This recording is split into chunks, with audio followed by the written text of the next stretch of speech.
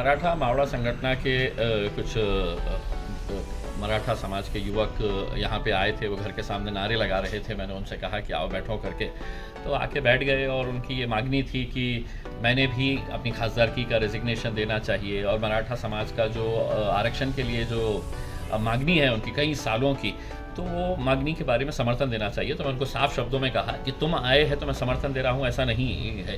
मैं जब विधानसभा के अंदर था आमदार, उस वक्त भी विधानसभा के अंदर मैंने भाषण देकर ये कहा था कि मराठा समाज सिर्फ वो 150 परिवार नहीं है जो बहुत करोड़पति अरबोपति बन गए हैं, जो शिक्षण सम्राट बन गए हैं, जो कोऑपरेटिव सेक्टर्स के बहुत बड़े बड़े लोग बन गए हैं, या जो पुडारी आमदार खासदार बन के बहुत बड़े बन गए हैं, लेकिन उनका समाज जो है वो अभी भी पिछड़ा है, उनको भी मदद की ज़रूरत है।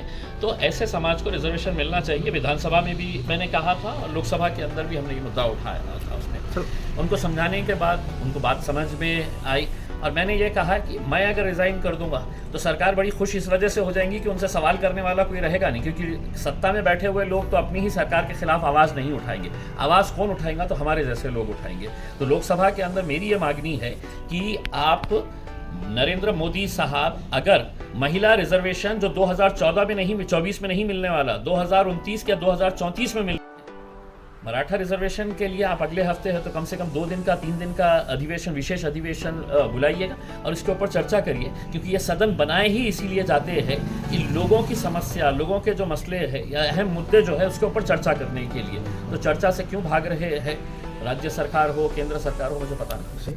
देखिए, मैं ये समझता हूँ, मैंने हमेशा से ये बात कही है कि हमारे मराठा समाज को एक मर्तबा रिजर्वेशन मिलने दीजिए। वो हमारे बड़े भाई हैं, उनको मिलने दीजिएगा और उनको मिलने के बाद हमारा रिजर्वेशन तो 5% हाईकोर्ट ने दिया हुआ है, लेकिन सवाल ये पैदा होता है कि आप मांग किससे रहे हैं।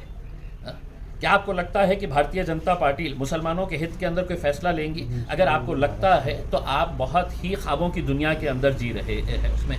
तो ऐसे सरकार से मांगो जिनसे कुछ उम्मीदें हैं। जिनसे कुछ उम्मीदें ही नहीं है तो उनसे क्या मांगना उसमें। महाराष्ट्र में जो है तो आत्महत्या हो रही है मराठाओं के। मैं मराठा समाज के तमाम युवाओं से ये अपील करना चाहूँगा कि अपन छत्रपति शिवाजी महाराज को मानने वाले हैं और शिवाजी महाराज ने लड़ने की सीख दी है, मरने की नहीं दी है।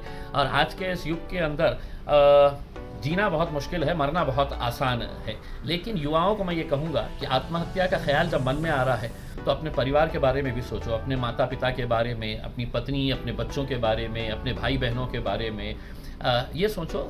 लड़ते रहो, आंदोलन करते रहो। अगर मजबूत आंदोलन रहा तो बड़ी बड़ी मांगें पूरी हो जाती है, ये मांग भी पूरी हो जाएगी।